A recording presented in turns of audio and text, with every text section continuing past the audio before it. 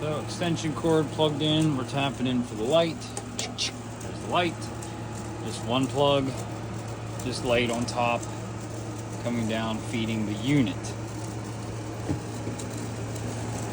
From there, pardon the scratch on my camera lens, we are feeding into our main control area that was already here in the factory location. We pulled the control board out and wired direct to the fan and compressor, and then the compressor just kicked on at 42. So now it's going to run down, I believe, to 37. Let's have a look. 34 minus the 8. Yeah, so it's going to run down to 34 degrees, and we have an 8-degree differential, which kicks us on at 42. And we are set to the cooling mode for the sensor. Defrost is 1.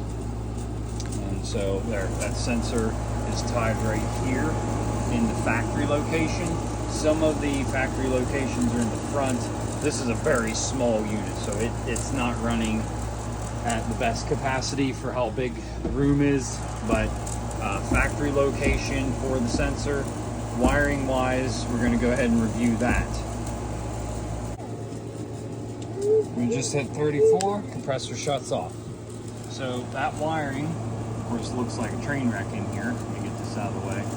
So the wiring is basically tied so that our fan runs all the time on the live circuit. Then our controller here kicks the compressor on and off, on and off. That's all it does. Very simple setup there. So looking at this, of course, this is a jumbled mess and it's pretty tight. So we have black. This is black coming from our wire right here, feeding the unit. We have black going up to the wire nut there. That one right there, which has red and black in it. The black side is feeding our fan on the high fan speed, and that is right here on red. So red's tied directly to hot from our receptacle right here. Comes down to the white wire, comes out on black, and goes right to that wire nut on red for the fan high speed.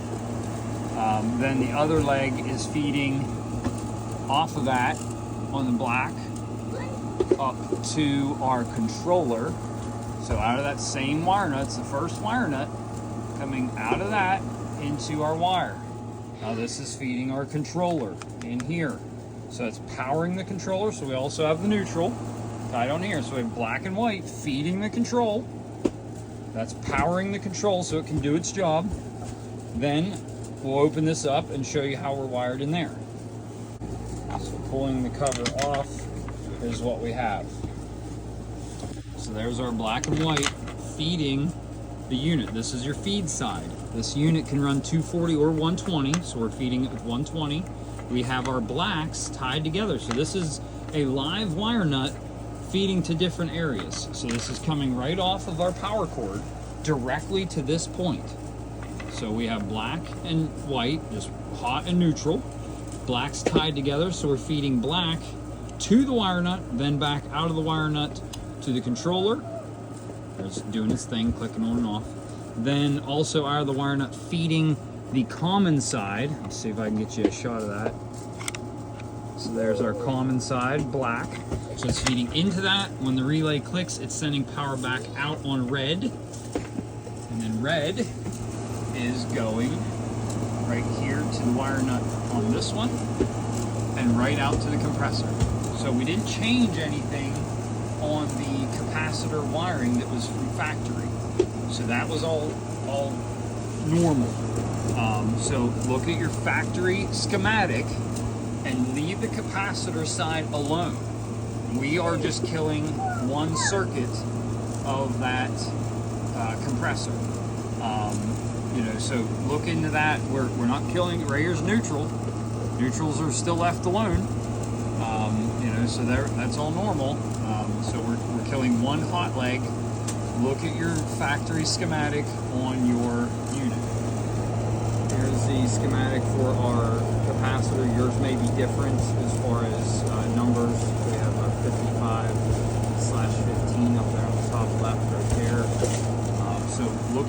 system.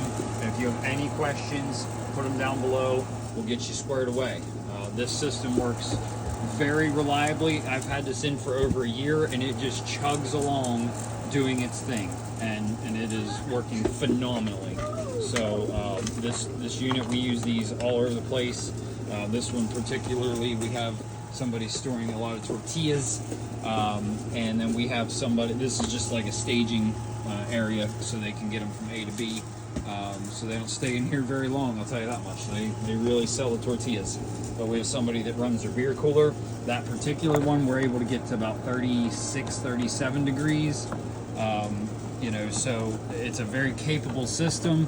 The Fancy brand, the issue with the Fancy brand is that it's relying on the factory relay, which is in here in the moist environment, and it locks up the factory relay. So keep in mind, the reason you would want to do this is for reliability and full controllability.